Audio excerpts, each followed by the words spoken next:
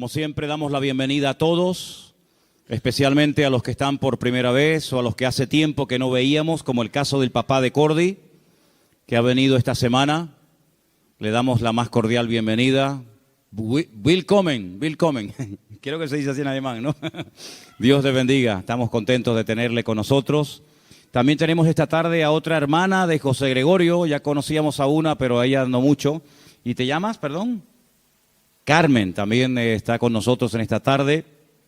Y ya todos han estado con anterioridad, ¿verdad? Sí. Bueno, los papás de Luis están también con nosotros en esta tarde aquí. Damos gracias al Señor. Amén. ¿Están preparados para recibir la palabra? ¿Sí? Ok. El día jueves, los hermanos que estuvieron lo saben, les recuerdo a los que no estuvieron, tratamos de explicar, tratamos de aclarar. Perdón, también tenemos unas chicas que son de la iglesia de Santa Úrsula, ¿sí? Perdón, son de aquí, de Tenerife, pero son de la iglesia de Santa Úrsula, ¿sí? Bienvenidas, chicas, que el Señor les bendiga.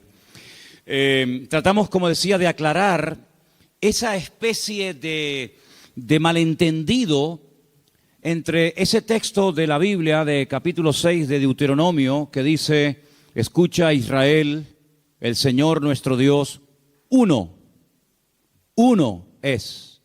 Ese uno es la palabra Echad. Y dijimos que es una palabra que no solamente aparece en ese versículo, es una palabra que aparece en muchas partes de la Biblia. Y es un número, es una palabra que se emplea para hablar a veces de una pluralidad, de un conjunto de cosas, aunque nos puede chocar el hecho de decir uno. Hay uno singular y hay uno plural. Y usted dice, uy, nunca había oído eso. Bueno, pues ya lo está escuchando. No es un número indivisible, no es un uno que, bueno, si es uno, pues ya está, es uno, ¿no?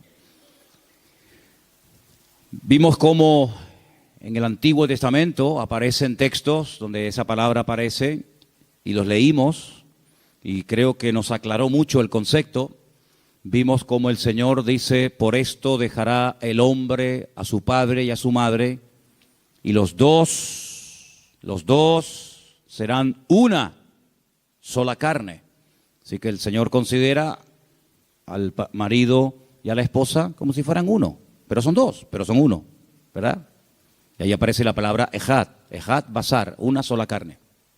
Vimos también cómo el Señor, en el libro de Génesis capítulo 1, el primer versículo donde aparece la palabra Echad, es cuando dice: y fue la tarde y la mañana del día uno.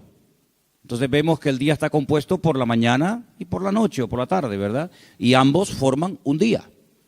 También vimos cómo en un momento determinado Esdras reunió a miles de personas, creo que eran más de 43,000 personas según el texto que leímos, y dice que toda aquella masa, toda aquella multitud de gente eran como un solo hombre delante de la presencia del Señor. Luego, el hecho de que diga la Biblia Echad o diga uno, no significa de que no puedan haber 2, 3, 4 o incluso miles y miles de personas. Vimos también cómo el profeta Ezequiel recibió un mensaje, digamos, profético, pero al mismo tiempo utilizó el Señor dos palos. Un palo representaba una parte del pueblo de Israel, otro palo representaba otra parte, y dice: junta los dos palos para que sean uno, porque eso es lo que el Señor quiere, que su pueblo vuelva a ser otra vez uno, ¿verdad? Así que vimos cómo el mismo Señor Jesucristo, conocedor evidentemente y autor de todos estos textos, Él llegó a decir un día delante de los judíos, y quiero recordarles que lo quisieron matar, lo quisieron apedrear. Dice: yo y el Padre somos uno. Y cuando ellos oyeron esa palabra y oyeron la palabra Echad, dijeron: ¿cómo? Que tú eres Dios, que tú te estás haciendo igual a Dios. Vimos cómo a veces un concepto, una palabra, si no se aclara, puede llegar a crear dudas o discrepancias o confusión en la gente, porque dice: bueno, si hay un solo Dios, entonces Jesucristo, ¿quién era? ¿Y el Espíritu Santo qué es? No hay problema en nada de eso, simplemente es cuestión de entender que son términos que hablan de una pluralidad. De hecho, el mensaje, si lo van a buscar en internet, se llama la pluralidad de Dios. creo que se llama así, la pluralidad de Dios, ¿de acuerdo? Una de las canciones que cantamos en esta tarde, no sé si se dieron cuenta, decía mucho, y se parecía mucho a la lectura de Colosenses capítulo 1 que se leyó esta tarde. Y eso que él no sabía de lo que yo iba a hablar, pero sin embargo, una de las canciones hablaba de cosas que hemos leído esta tarde en Colosenses capítulo 1. Y esta carta de Pablo a los Colosenses, vayan buscándola por favor por el capítulo 1, a partir del verso 15, se escribió en un momento en el que la iglesia, los creyentes, estaban siendo atacados por un grupo llamado los gnósticos, que cuestionaban muchas cosas del Evangelio y de la persona del Señor Jesucristo. Aunque en los tiempos de Cristo el imperio que estaba reinando en el mundo era el imperio romano, la influencia del imperio anterior de los griegos fue tremenda, era tremenda. De hecho, es curioso que el Nuevo Testamento, cuando se escribe, no se escribe en latín, que era el idioma de los romanos. Se escribe en el idioma del imperio anterior, en el idioma griego. Todas las cartas y todos los evangelios se escribieron en griego, no en latín. Es curioso notar que la primera vez en la historia que se tradujo todo el Antiguo Testamento en la ciudad de Alejandría, pues allí se llamaron a 70 eruditos, a 70 sabios, y se les pidió que cada uno de ellos tradujeran todo el Antiguo Testamento, pero sin estar juntos, sino cada uno separado, para después comparar si las 70 traducciones coincidían o uno decía una cosa y otro decía otra.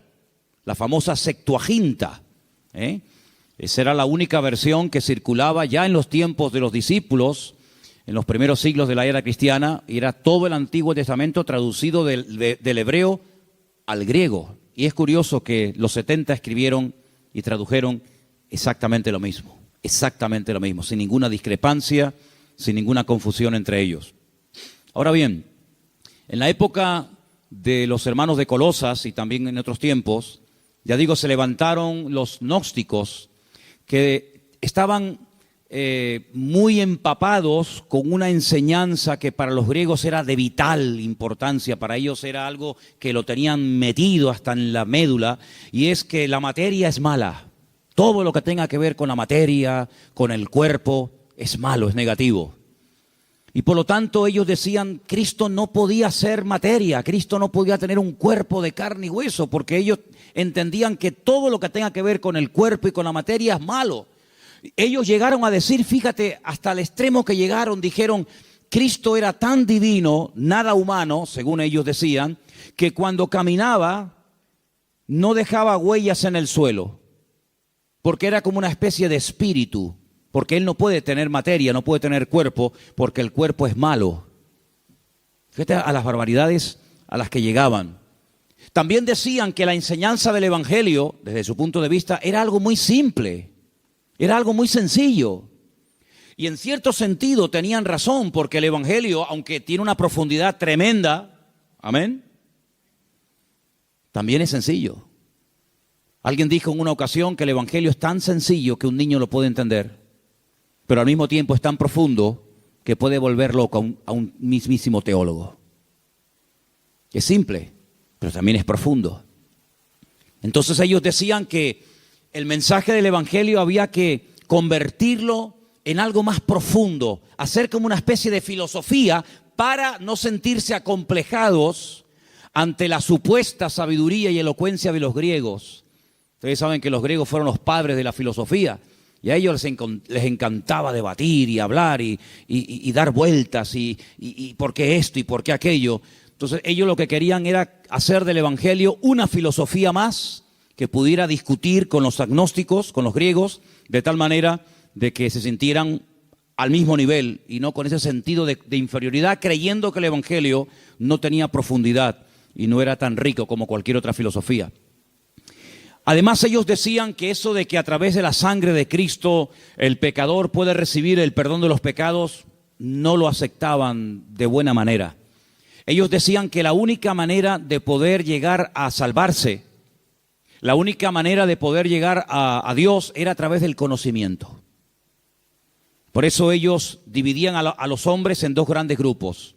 lo que llamaban los espirituales, que eran los que tenían conocimiento, y los otros, que eran los ignorantes, los pecadores, los que no sabían nada de la vida, ni conocimiento, ni sabiduría, ni filosofía, ni nada que ver. Ahora se pueden ustedes dar cuenta cuando el apóstol Pablo decía que a veces hay conocimiento pero que mata. Hay gente que queriendo ser sabios se hacen auténticos necios e ignorantes. Si fuera por el conocimiento que el hombre llega a la perfección, ya la humanidad sería prácticamente perfecta, porque jamás en toda la historia de la humanidad el hombre ha tenido tanto acceso con tanta libertad al conocimiento como hoy en día. Cualquiera puede estudiar hoy en día. Si no en una universidad, si no en internet, si no autodidacta. El conocimiento está prácticamente al alcance de cualquier persona. Puedes ir a cualquier biblioteca, puedes ir a cualquier librería y comprarte libros que a lo mejor hace siglos atrás era imposible pensar que una persona en su casa pudiera tener libros de filosofía, de derecho, de psicología, de cualquier ciencia. Pero sin embargo, la palabra de Dios nos enseña que no es a través de la sabiduría, del conocimiento humano, que el hombre llega a conocer la salvación, sino a través de la sangre de Cristo, a través del mensaje del Evangelio. Por eso el apóstol Pablo le decía a los corintios que para el mundo el Evangelio es locura, pero para nosotros es poder de Dios. ¿Cuántos dicen amén? El apóstol Pablo, cuando llegó, por ejemplo, a la ciudad de Corinto y les predicaba el Evangelio, él tomó una decisión. Él dice, cuando yo estuve entre vosotros, ustedes saben perfectamente que cuando yo predicaba, cuando yo les enseñaba la palabra, yo no lo hacía con sabiduría humana, porque no quería bajo ningún concepto impresionarles con mi amplio y vasto conocimiento, que dicho sea de paso, lo tenía. Porque él había estado anteriormente en Grecia y había disputado y había discutido con los epicúreos, con los filósofos en el Areópago en Grecia. Y él se dio cuenta de que esa no es la forma, ese no es el camino, a ver quién sabe más. A ver quién es más sabio, a ver quién sabe más de filosofía, no, sino que él dice, cuando estuve entre vosotros, ni mi palabra, ni mi predicación fue con palabras de humana sabiduría, sino en el poder de Dios. Para que si alguno de ustedes llega a convertirse, no diga que se convirtió porque yo lo convencí, sino que se convirtió porque llegó a conocer y a experimentar el poder de Dios en su propia vida. Así es que, amados hermanos, la lucha que había en aquellos tiempos hizo que los creyentes se pusieran a estudiar. Cuando nadie se mete contigo, cuando nadie te hace preguntas difíciles, cuando no te cuestionan la fe que tienes, como que todo va tranquilamente. Pero en el momento en el que te topas, en el momento en el que alguien te hace preguntas que tal vez tú nunca te has logrado hacer, no te queda más remedio que estudiar, investigar, profundizar, escudriñar las Escrituras para poder, como dice la Biblia, presentar defensa con mansedumbre y reverencia ante todo aquel que demande razón de la esperanza que hay en vosotros. Así que tarde o temprano te encontrarás en algún momento en tu vida con algún compañero de trabajo, con algún familiar, con algún amigo, con algún vecino.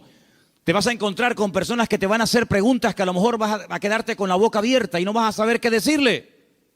Pero tu obligación entonces es estudiar y prepararte, indagar, investigar, para que pueda decir, no, mira, lo que pasa es que esto es así, así, así y así. Y eso fue lo que le pasaba a los creyentes de Colosas y a los de Esmirna y a los de Pérgamo y a los de Corinto. Cuando eran confrontados por los inconversos, no les quedaba más remedio que recurrir a las Escrituras para saber qué tenían que decir, en qué creían y por qué creían en eso.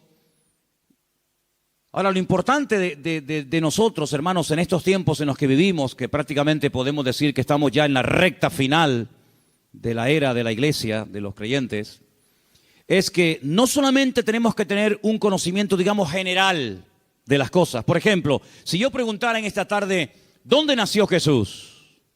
Todo el mundo sabría darme la respuesta, ¿sí o no? En Belén de Judea. ¿Se puede visitar todavía el pueblo de Jesús? Claro que sí. Usted puede ir a Belén, es territorio palestino, pero usted puede entrar, no hay ningún problema, puede entrar, puede salir. Usted puede ver el lugar donde nació el Señor, Betlehem, la casa del pan. Está como a 6, 7 kilómetros al sur de Jerusalén. No hay ningún problema. Usted puede ver incluso los campos donde trabajó Ruth, ¿se acuerdan? La moabita, la protagonista del libro que lleva su nombre en la Biblia, el libro de Ruth. Usted puede ver el lugar donde también el rey David nació. Si yo le pregunto, bueno, ¿y Jesús cuando era niño, a qué país tuvo que huir? con sus padres, porque Herodes quería matarlo. Todos me van a decir la misma respuesta, ¿sí o no? ¿Cuál era? Egipto. Tuvo que ir a Egipto porque fue avisado por revelación en sueños que Herodes quería matar al niño y tuvieron que irse al extranjero un tiempo. El Señor proveyó milagrosamente para el viaje y para la estancia en Egipto. El Señor siempre va adelante, ¿eh? El Señor siempre va adelante. Como decía bien la hermana, si el Señor me proveyó los billetes, después no me vas a dejar salir, ¿qué tipo de Dios es ese? Dios no añade maldición con la bendición. Dios lo hace todo bien. Lo que empieza, lo termina. Pues sabemos que estuvo en Egipto. Y cuando el Señor regresa, ¿dónde se radican? ¿Dónde van a vivir sus padres? ¿En Belén? No, a Nazaret. Y dice que él vivió en Nazaret hasta los 30 años. Allí era muy conocido. Su padre trabajaba allí, su familia vivía allí. Y por eso lo conocemos como Jesús de Nazaret. Y si yo le pregunto, dígame cosas del ministerio de Cristo, todos me podrían decir un montón de cosas. Seguramente algunos podrían citar de memoria algunas de las bienaventuranzas, algunos de los mandamientos, algunas de las parábolas, la parábola del sembrador, ¿quién no la conoce? La parábola del hijo pródigo, ¿verdad? La parábola de la semilla de mostaza, milagros de resurrecciones, ciegos, mudos, paralíticos, cojos, leprosos. Es decir, hay un conocimiento, no solamente en nosotros, sino en mucha gente que no son, digamos, creyentes nacidos de nuevo, acerca de la figura de Jesús.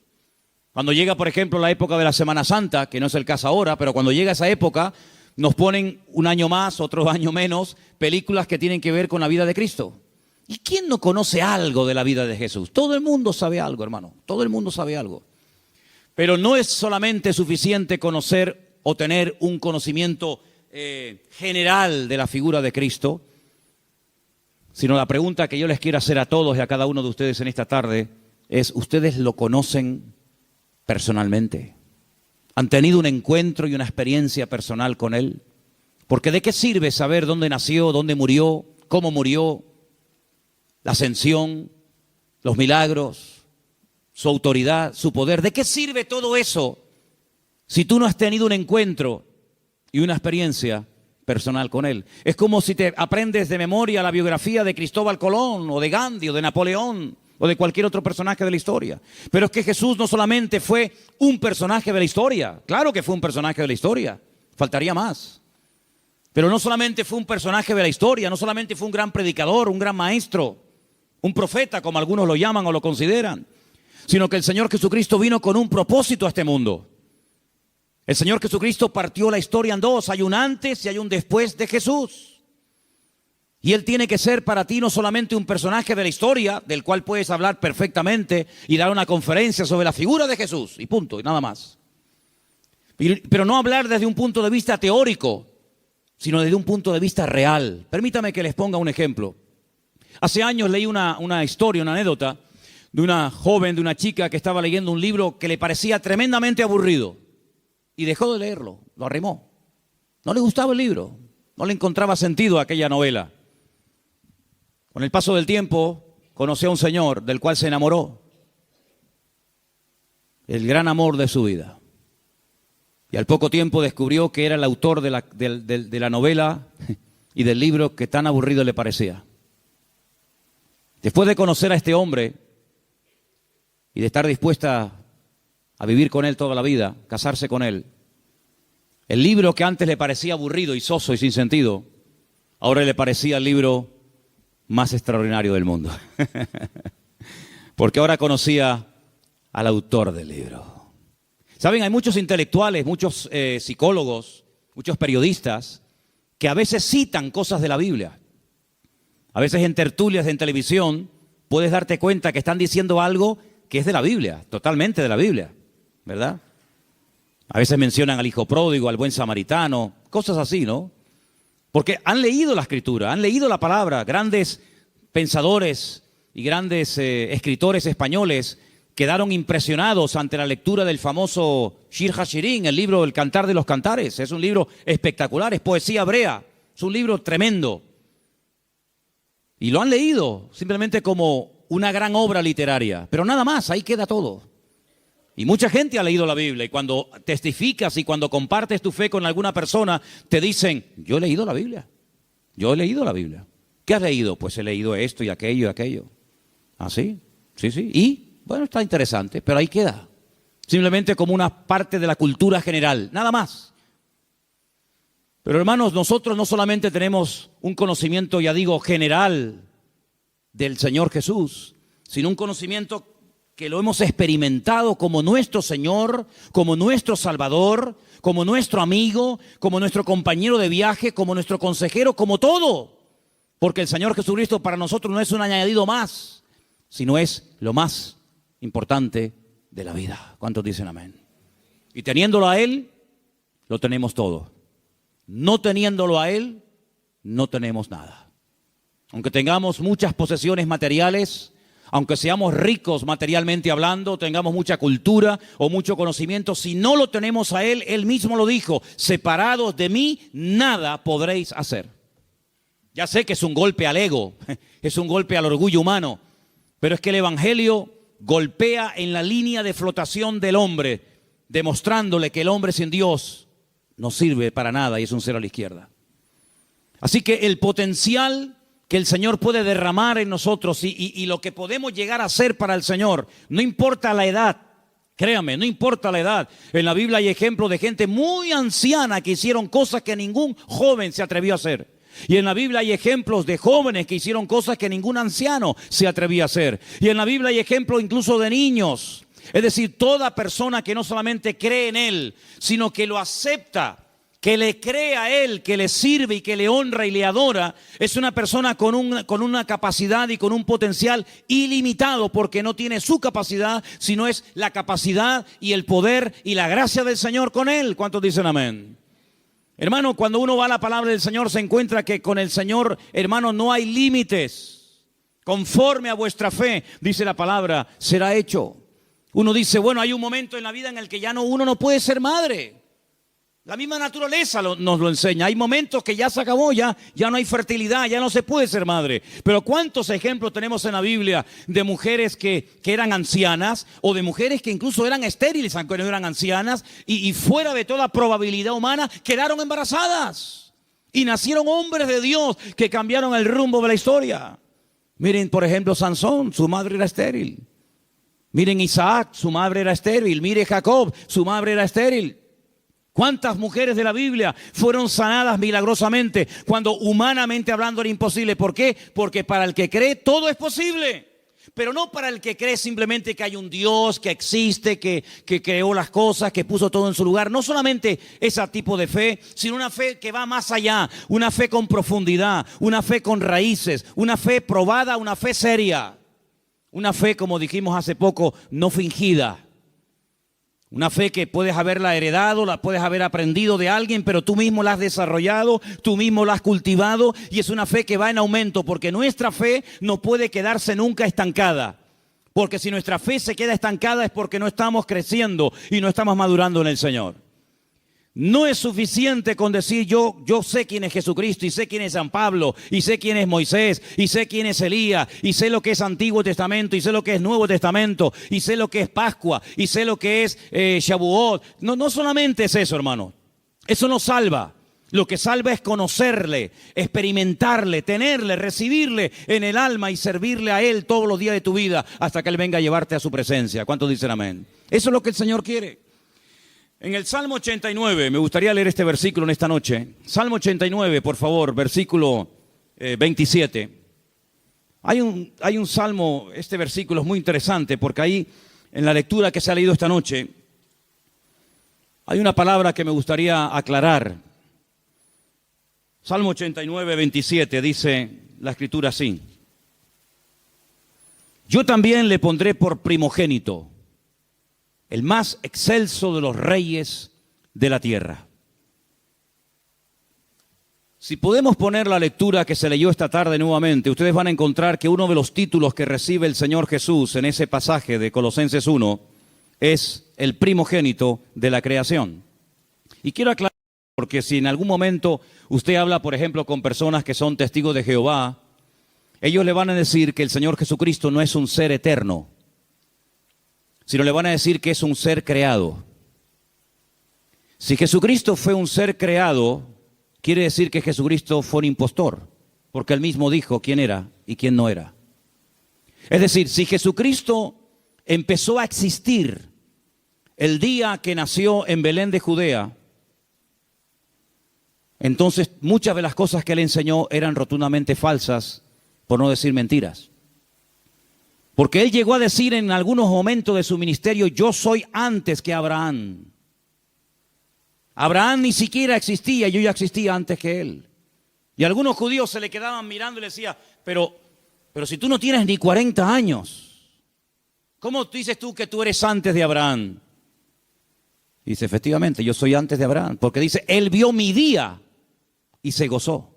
Si ustedes fuerais hijos de Abraham, las obras de Abraham haríais, porque él creyó en mí y yo hablé con él y me entrevisté con él. Y si no, vayan a lo que llamamos Antiguo Testamento para que vean cómo el Señor Jesús habló en varias ocasiones con el mismísimo patriarca Abraham. Si el Señor Jesucristo empezó a existir, si el primer minuto de vida del Señor Jesucristo fue cuando su madre lo parió en Belén de Judea, eso quiere decir de que muchas de las enseñanzas del Señor tendríamos que arrancarlas hoy mismo de la Biblia. Sin embargo, el Señor Jesucristo, su naturaleza, su cuerpo, su físico, digamos, claro, comenzó a existir como ser humano en ese momento. Pero no se olviden de que muchos de los títulos que tiene el Señor Jesucristo nos definen su naturaleza y su esencia, y uno de ellos es Emmanuel, Dios con nosotros. Y esto es lo que para muchos les resulta tremendamente chocante, que Dios se haya humanado, que Dios se haya encarnado, no les entra en la cabeza. Ya sé que hace falta tener una fe y un conocimiento de las Escrituras para entender que el Señor Jesucristo no era simplemente un gran predicador con una elocuencia y un carisma espectacular, sino que era Dios en carne y hueso. Dice la Biblia, Dios habló muchas veces a nuestros padres en el pasado por medio de los profetas, habló por sueños, por visiones, por profetas, de muchas formas y maneras. Dice, pero en estos postreros días, Hebreos capítulo 1, nos ha hablado, dice la versión Reina Valera, por el Hijo. Una versión, una traducción más fidedigna hubiera sido, nos habló en Hijo. No nos habló por el Hijo, sino nos habló en Hijo. Yo dije el jueves, y creo que ustedes pudieron entender esto muy bien, porque es muy fácil de entender, que uno puede ser al mismo tiempo padre e hijo. De hecho, muchos de los que estamos aquí somos padres y al mismo tiempo somos hijos. Todos los que estamos aquí somos hijos de alguien, ¿sí o no? Algunos no son padres, pero muchos de los que estamos aquí, ya digo, somos al mismo tiempo. No está reñido el ser padre con ser hijo al mismo tiempo. No tengo que salir de este cuerpo y tomar otro cuerpo para ser hijo y volver al cuerpo anterior para ser padre. Es que al mismo momento, según el momento, el lugar y las circunstancias, te comportas como padre o te comportas como hijo. Cuando tú como padre tienes que llamarle la atención a tu hijo y tienes que hablar con él, estás hablando como padre. Pero no te olvides de que antes de llamarle tú la atención o transmitirlo, enseñarle algo a tu hijo, seguramente tu padre te lo enseñó a ti cuando tú eras hijo y él era el padre tuyo. Así que no hay ningún problema en ser padre y en ser hijo al mismo tiempo. Lo que ocurre es que Dios no siempre se reveló y se dio a conocer y se manifestó de la misma manera. Hay momentos en los que Dios habla a través de una llama de fuego. Y no podemos decir, no, Dios siempre habla a través del fuego. No. Hay otros momentos que Dios habla a través de un trueno. El día del bautismo del Señor Jesucristo en el río Jordán dice que el Padre, Dios, habló con voz audible y algunos dijeron, no, fue un trueno. Otros dijeron, no, fue un ángel. Pero la voz de Dios se oyó. Este es mi Hijo amado en el cual tengo toda complacencia, a él oíd. Es decir, no, Dios no siempre se ha manifestado igual, no siempre se ha revelado igual a todo el mundo. Dios trató a Moisés muy diferente a como trató a David. Y Dios le reveló cosas a Moisés que no le reveló a Abraham o viceversa. Porque la revelación de Dios es progresiva. Fue progresiva. Nadie tenía todos los datos que tú y yo tenemos hoy en día aquí en la mano, en este libro llamado Biblia. Bendito sea Dios. Había cosas que Daniel, el profeta Daniel recibía en el Antiguo Testamento que no las entendía. Y tú y yo las podemos entender como él no las entendía porque le faltaba información. porque escribía para el tiempo del fin y ya estamos nosotros en el tiempo del fin. Nosotros miramos hacia atrás, hacia Daniel. Daniel miraba hacia adelante, hacia la futura generación, hacia los futuros hijos e hijas de Dios que se convertirían a él. ¿Te das cuenta? Por lo tanto, Dios fue revelándose poco a poco. A un profeta le decía cómo iba a nacer el Mesías, a otro cómo iba a morir, a otro le decía cómo iba a hablar, a otro le decía cuánto iba a vivir, a otro le decía dónde iba a nacer, a otro le decía dónde iba a... Y es decir, ningún profeta tuvo toda la revelación, pero nosotros somos una generación de creyentes privilegiados, porque tenemos toda la información de todo lo que Dios hizo y también de todo lo que Dios hará. ¿Cuántos dicen amén? Porque una cosa es saber lo que Dios hizo, que es lo que la mayoría de la gente sabe. Si tú vas al Antiguo Testamento, a lo que es la historia, tú puedes saber lo que Dios hizo, cómo abrió el Mar Rojo para que Israel pasara, cómo posteriormente abrió el río Jordán para que las tribus fueran a Canaán y tomaran posesión de la tierra, cómo alimentó a su pueblo milagrosamente durante 40 años, que se dice pronto, 40 años mandando maná del cielo. Ni un solo día faltó salvo el día de reposo, ¿verdad? Y cómo el Señor trató con Adán, y cómo el Señor trató con Noé, y cómo el Señor trató con Abraham. Sabemos la historia, pero no solamente es importante en estos tiempos que vivimos conocer la historia, conocer el pasado, lo que Dios hizo, sino sobre todo conocer lo que Dios va a hacer. Porque si solamente conocemos el pasado, tendremos un gran conocimiento y podremos discutir y podremos hablar con algunas personas y decirle, no, Dios no hizo eso, Dios hizo eso, y Dios pide esto, Dios no pide tal cosa. Pero es que hay mucho más que eso. Es que nosotros no solamente tenemos la obligación de conocer lo que Dios hizo, sino de conocer lo que Dios va a hacer. ¿Y cómo podemos saber lo que Dios va a hacer? Pues leyendo las Escrituras. Y observando las noticias cada día, el otro día me preguntaba yo, mientras veía esas reuniones donde entran tantos políticos encorbatados y con sus buenos trajes y sus buenas chaquetas y sus corbatas y sus guardaespaldas y sus coches, yo decía, ¿dónde estará en esta reunión el anticristo? ¿Dónde estará? ¿Quién será? Yo les miro, Mario Draghi, Rajoy no puede ser el anticristo porque la verdad es que no me imagino a Rajoy de anticristo. De verdad. Y digo, pero tiene que estar por aquí, tiene que estar dando vuelta. Y de un momento a otro, cosas que hemos leído durante siglos los cristianos, resulta que, ¡pum!, mira qué fácil era. ¿Saben ustedes que hay un momento en la historia, no me quiero ir del tema, pero para que os deis cuenta, ¿saben ustedes que hay un momento en la historia en el que el pueblo de Israel vio tan imposible y tan difícil que algún día pudieran volver a su tierra, que tomaron la decisión en varios congresos a nivel mundial de comprar un territorio en Uganda, en África, y instituir el Estado de Israel? ¿Sabían eso? ¿Saben ustedes que muchos miles de judíos multimillonarios dijeron, es imposible que algún día volvamos a nuestra tierra, es un sueño, tal vez será una mala interpretación de las Escrituras? Tal vez estamos anclados en el pasado, en un recuerdo de la época del rey David, de la monarquía, y tal vez tenemos que apuntar en otra dirección, y pensaron seriamente en irse a África a comprar casi un país entero y llamarlo el Estado de Israel. Sin embargo, en un día, lo que el hombre no fue capaz de hacer durante siglos, en un día, Dios lo hizo un 14 de mayo de 1948. ¿Se levantará un país en un día? Es imposible. ¿Cuánto tiempo llevan los vascos reclamando ser un país? Y nunca lo serán. ¿Cuánta lata están dando los catalanes queriendo ser una nación y nunca la serán? ¿Cuánto tiempo llevan nación los kurdos? ¿Quiénes son los kurdos? Ustedes saben que hubo un imperio llamado los medos persas, ¿sí o no? Estaban los babilónicos, luego los medos persas, luego los griegos, luego los romanos, ¿sí? Los medos persas, los persas son los iraníes. Y los medos son los kurdos.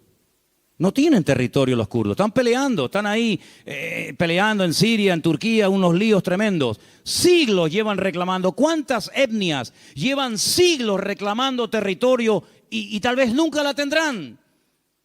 Sin embargo, el Señor en un día, mira, sin disparar un tiro, sin una bomba, sin una guerra, en un día el Señor lo cambió todo.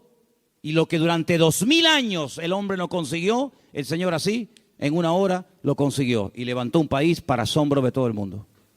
Ese es nuestro Dios. ¿Cuántos dicen amén?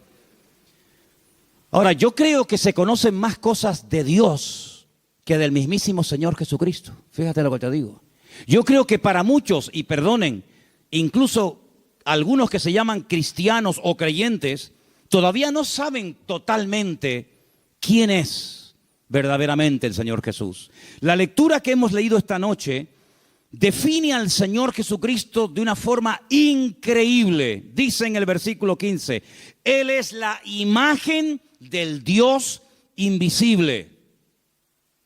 Hermanos queridos, mucha gente en el Imperio Romano nunca vieron la cara del emperador de Roma, pero cuando les enseñaban una moneda y veían la imagen, decía, esta cara es la del César que vive en Roma. Esta es la imagen del César que tú no ves, pero que existe aunque tú no lo veas.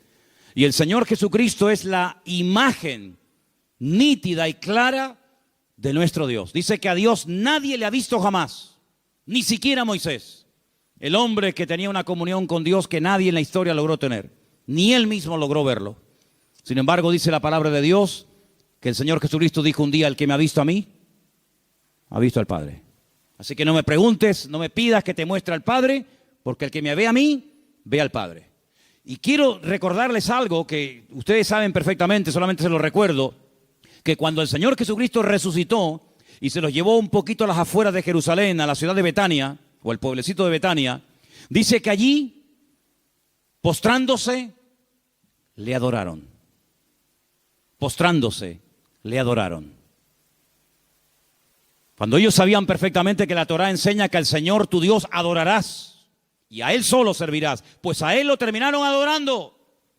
Lucas, los últimos versículos del Evangelio de San Lucas, dice a Jerusalén después de haberle adorado con gozo. Le adoraron, se postraron ante Él. Y el Señor Jesucristo no dijo como Pedro, ¿se acuerdan cuando Pedro fue a la casa de Cornelio? Que Cornelio sale a recibirle y se postra y le dice, a mí no me adores, adora a Dios, adora a Dios. El Señor Jesucristo podía haber dicho lo mismo, no me estén adorando, adoren a Dios. Sin embargo, Él no rehusó el que se le adorara. ¿Quién es Jesucristo para ti? Para muchos Jesucristo es un Señor que murió en una cruz, que de hecho en algunos lugares todavía lo tienen clavado en la cruz. Y ahí lo tienen clavado. Y cuando habla de Jesucristo se te viene a la imagen un crucifijo. Se te viene a la imagen alguien que lo torturaron y lo mataron, pero ¿quién es realmente Jesucristo para ti? Dice que era la imagen del Dios invisible, el primogénito de toda creación. No es que fue lo primero que Dios creó, no van por ahí los tiros, sino que es un título de dignidad, un título honorable, como diciendo es lo primero. De hecho, Él llegó a decir, yo soy el primero y yo soy el último. Bueno, el texto está traducido del griego, yo soy el alfa y el omega. Él hablaría en hebreo, en arameo, diría, yo soy el alef y la taf. Si antes de mí no hay nada, todo lo que existe, todo lo creado, lo creó Él, para Él y por Él. ¿Cuántos dicen amén? Si usted simplemente cree en Cristo como un buen hombre, no es suficiente, hermano. Si usted simplemente cree en Cristo como un personaje histórico, no es suficiente, porque personajes históricos ha habido millones y los que faltan. Si usted simplemente cree en Jesucristo como un gran carismático, un hombre con una elocuencia tremenda, sí, está bien, no lo insultas, no te metes con él, no lo cuestionas, pero no es suficiente, te estás quedando corto. Jesucristo, Él mismo, se definió de muchas formas y de muchas maneras para que no hubiera duda. Una de las cosas que Él dijo, dice, yo soy la resurrección y la vida. ¿Quién se ha atrevido en la historia a decir eso? Yo soy la resurrección y la vida, el que cree en mí, aunque esté muerto, vivirá. Ahora demuéstralo, amigo. Y se fue al cementerio y le dijo a Lázaro, Lázaro, sal fuera, y demostró que Él es la resurrección y la vida. Y aunque alguien esté muerto, si creyó en Él mientras vivía, volverá a la vida. Él llegó a decir, yo soy el camino, yo soy la verdad, yo soy la vida. Él llegó a decir, yo soy el pan de vida. Todos nuestros antepasados comieron el maná en el desierto. Un privilegio tremendo, comer maná todos los días, pero todos murieron, porque el maná no producía vida eterna. El maná era una comida para el día a día, para lo material, para lo físico, pero sin embargo el Señor dijo, el que me prueba a mí, el que me conoce a mí, no morirá, sino que vivirá eternamente. Hablando con la mujer samaritana, le dijo, si bebes de ese agua, tú lo sabes, mujer, volverás mañana a sacar agua y a beber. Y pasado otra vez, y pasado otra vez. Pero yo tengo un agua que el que la prueba nunca más volverá a tener sed. Nunca nadie ofreció semejante agua. Pero es que no hablaba de agua, hablaba de su persona, hablaba de sí mismo. En otras palabras, has probado relaciones con un montón de hombres, has saltado de cama en cama, no sé lo que haces, si los matas, los suicidas o te los comes. ¿Verdad? Porque 5 has tenido y el que ahora tienes tampoco es el tuyo. No sé lo que va a tu vida, pero el que me prueba a mí nunca volverá a tener sed. De tal manera que ese sentimiento de angustia, de soledad, de no sentirme amada, comprendida, desaparece cuando tienes un encuentro real con Cristo. Dice, Él es antes de todas las cosas, verso 17. Él es antes de todas las cosas. No existía Adán, no existían los ángeles, no existía el sol, la luna, las estrellas, el mar, no existía nada, pero Él ya estaba. Él es antes de todas las cosas y todas las cosas en Él subsisten. Porque hermano, lo dije el jueves brevemente y quiero recalcarlo, por favor. Una cosa es que Él haya sido el Dios creador y otra cosa muy distinta que sea el Dios sustentador. Si Él creó todo lo que vemos y todo lo que existe hoy en día, pero no lo cuida, no lo mantiene, la creación estaría ya destruida hace muchos miles de años. Pero Él es el que hace que haya un orden. Los vientos, las mareas, las estaciones, el sol siempre sale por el mismo lado, se oculta por el mismo lado. Las migraciones de los pájaros, de los animales, el oxígeno, las mareas, cómo cambian, cómo vienen, ¿verdad? Los animales de un lado, cómo vienen de otro. Todo eso, ¿quién lo organiza, hermano? Si a veces organizar una casa, un trabajo, una empresa, una iglesia, una misma vida es algo tan complicado, imagínense si le dijeran, tienes mañana que administrar el mundo entero. Dice, Él es antes de todas las cosas, verso 17. Él es antes de todas las cosas. No existía Adán, no existían los ángeles, no existía el sol, la luna, las estrellas, el mar, no existía nada, pero Él ya estaba. Él es antes de todas las cosas y todas las cosas en Él subsisten, porque hermano, lo dije el jueves brevemente y quiero recalcarlo, por favor. Una cosa es que Él haya sido el Dios creador y otra cosa muy distinta que sea el Dios sustentador. Si Él creó todo lo que vemos y todo lo que existe hoy en día, pero no lo cuida, no lo mantiene, la creación estaría ya destruida hace muchos miles de años. Pero Él es el que hace que haya un orden. Los vientos, las mareas, las estaciones, el sol siempre sale por el mismo lado, se oculta por el mismo lado. Las migraciones de los pájaros, de los animales, el oxígeno, las mareas, cómo cambian, cómo vienen, ¿verdad? Los animales de un lado, cómo vienen de otro. Todo eso, ¿quién lo organiza, hermano? Si a veces organizar una casa, un trabajo, una empresa, una iglesia, una misma vida es algo tan complicado, imagínense si le dijeran, tienes mañana que administrar el mundo entero. ¿Y qué comida le doy a este? ¿Y qué comida le doy al otro? ¿Y a dónde mando a este? ¿Y a dónde mando al otro? Dios no solamente lo creó, sino que lo mantiene vivo. ¿Qué es lo que hace que la tierra siga girando y girando y girando y girando y siempre a la misma velocidad? Porque si usted coge una pelota, claro, rueda porque el diseño está hecho para que ruede. Si coge un cuadrado no rueda porque el diseño no está creado para rodar. Pero si usted coge una pelota y usted la lanza, la pelota por la fuerza que ha recibido inicialmente camina, pero llega un momento en el que la velocidad va a menos y se detiene.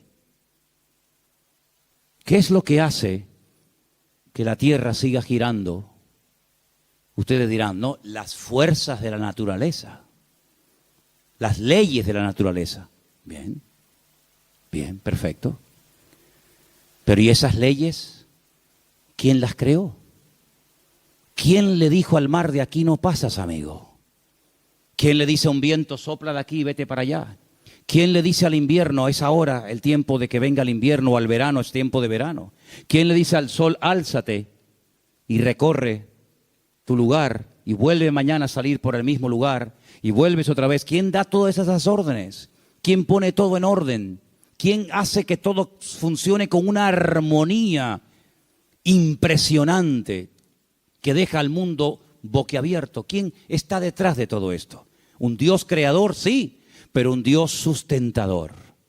Porque si Dios nos hubiera creado a nosotros, pero no nos alimenta y no nos cuida y no nos provee lo que el hombre no puede crear, sería imposible que tú y yo pudiéramos haber llegado a la edad que tenemos hoy en día. Pero detrás de nuestros cuerpos, detrás de todo lo que vemos, hay un Dios que creó, que nos demostró su poder, su deidad y su existencia con lo creado.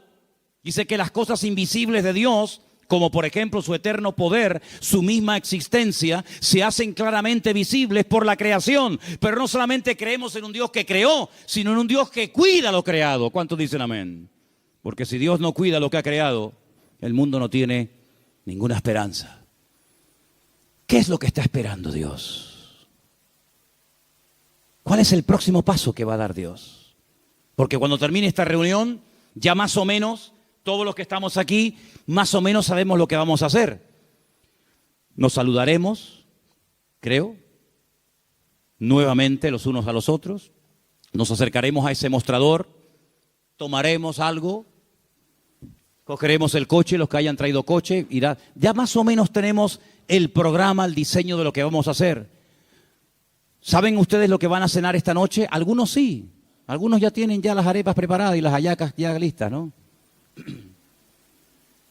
Pero ¿y cuál es el próximo paso de Dios?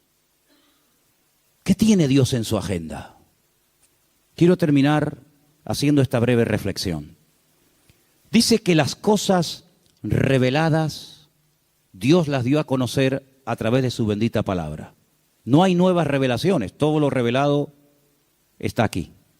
Nadie va a recibir una revelación que no esté escrita, porque si no, ¿en base a qué decimos que es una nueva revelación? Cuando no hay nada nuevo bajo el sol, dice la Biblia.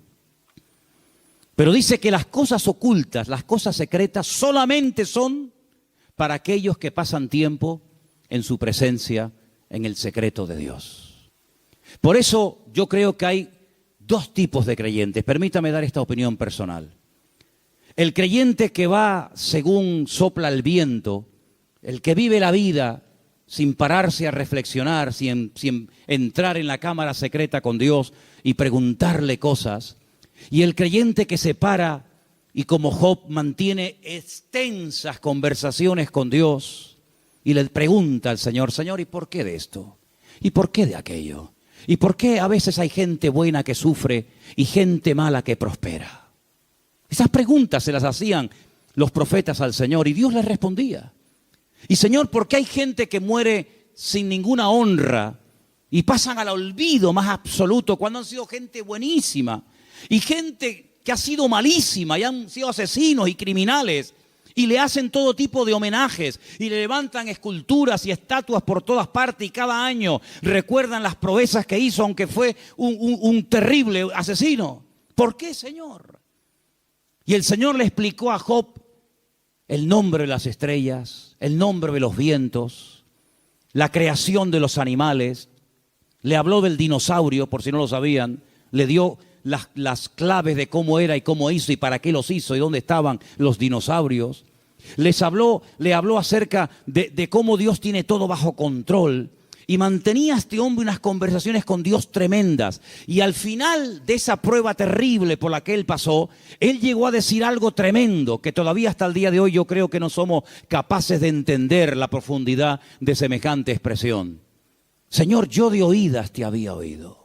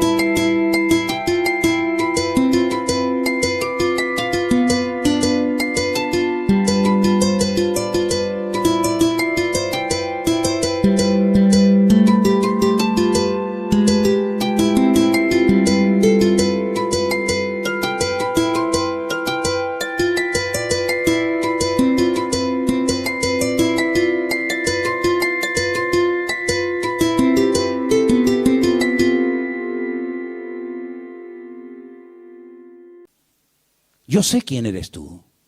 Ya le había servido al Señor. Sin Biblia, sin iglesia, sin pastor, sin congregación, ya él servía al Señor.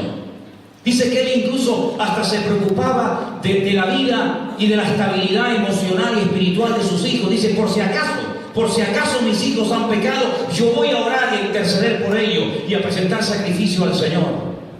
Y ya él le conocía, ya él le servía.